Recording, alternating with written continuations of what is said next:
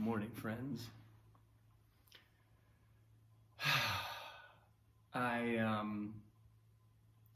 had an interesting thought come to me yesterday. And it came out of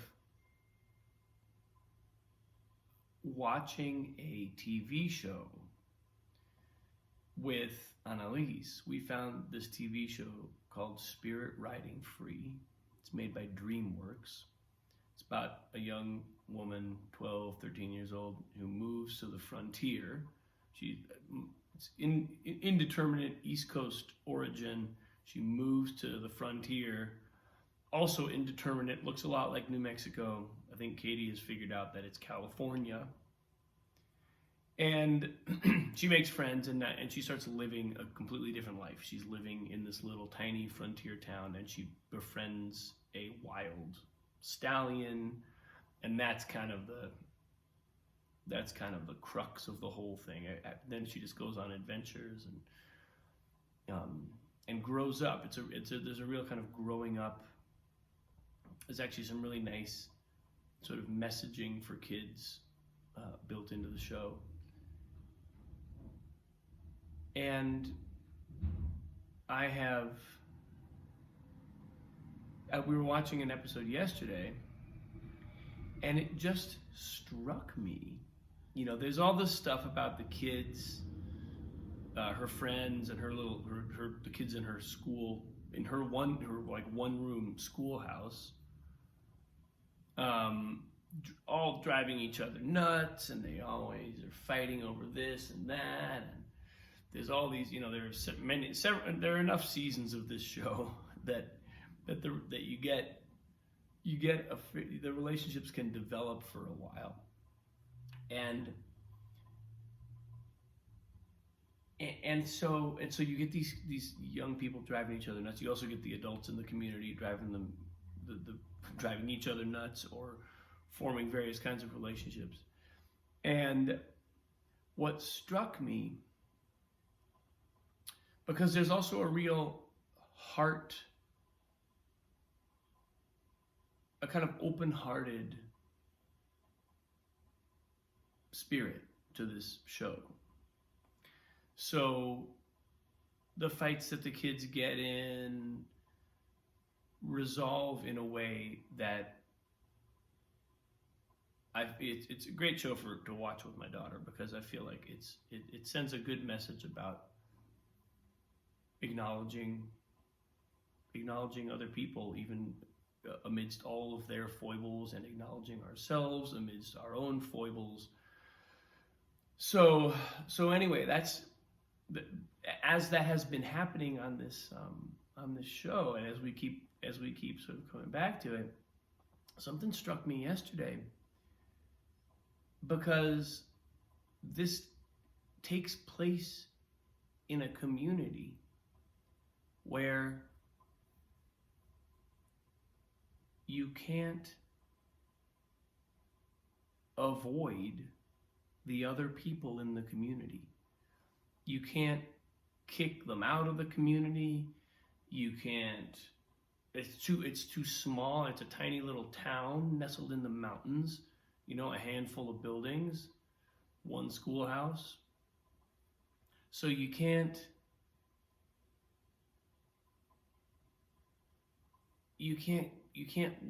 choose your community. Your community is your community. And that exerts pressure. Now I'm kind of extrapolating from the show into life, but that exerts pressure it exerts pressure on everyone to reckon with the content of their relationships. In other words, there may be someone at school who drives me nuts, but she's going to be at school every day with me for infinity, for the foreseeable future. And so how do I, that's someone blowing their nose in the baby monitor over here. We're having a bit of a lie-in this morning.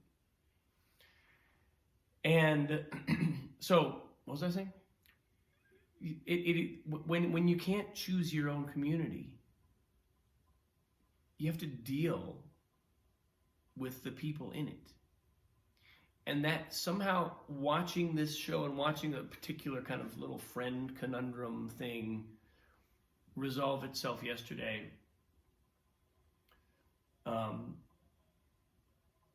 it struck me. I was like, oh, wow, that's a form of community that really doesn't exist anymore. And we've graduated, we've evolved to the point where, one of the primary features of social media is that we choose whom to interact with. We choose whom to befriend. And even beyond our choices, those choices are going to, and we choose what kinds of people's information we follow, we choose what we resonate with, and beyond those choices, they've got some of the most powerful algorithms in the world affirming those choices and trying to predict what else will fall within our sort of like chosen stream of experience and relationship and information based on how we choose. So it's almost like having an amplifier, and like you speak your choice into this, tiny little microphone, and then your choice gets amplified, or by orders of magnitude, and so we're almost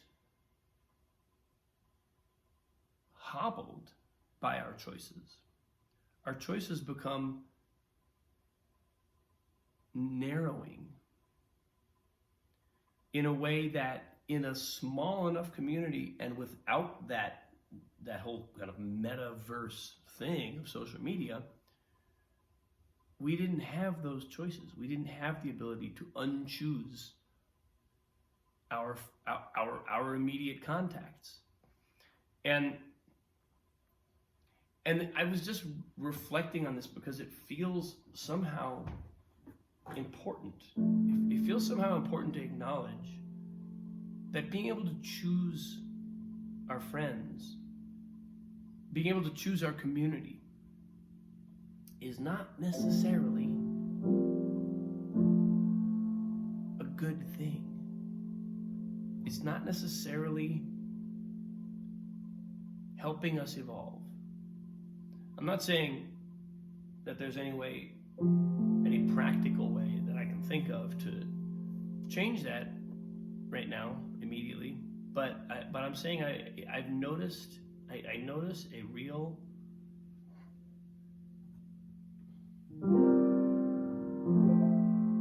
a liability in that notion that we can, because on one level, if you say, well, I want to choose my own community, well, yeah, that sounds like a blessing. It sounds like a wonderful thing. It sounds like everybody should be entitled and able to choose their own community. Because also, obviously, not being able to choose our own community back then, if we're literally going back to like frontier town times, disadvantaged people in the community, marginalized people in the community, didn't have such a great time of it. And I'm not sure we'd see that lack of choice as being something that exerted a uniformly positive effect. But there is something to being forced into relationship. There's something to being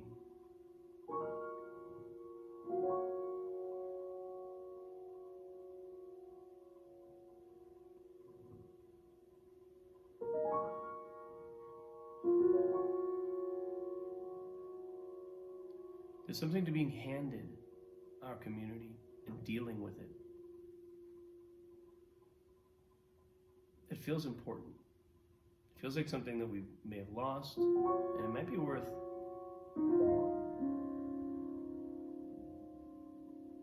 reflecting on that and seeing what of the positive aspects of that can be regained.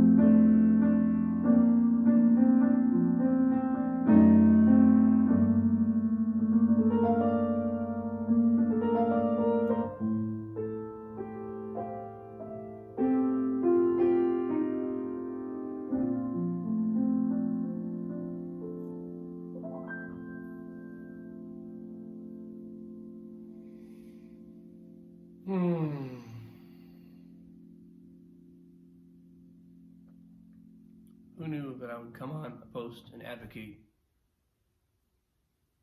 for having less choice? But I think you take my point. There's something important.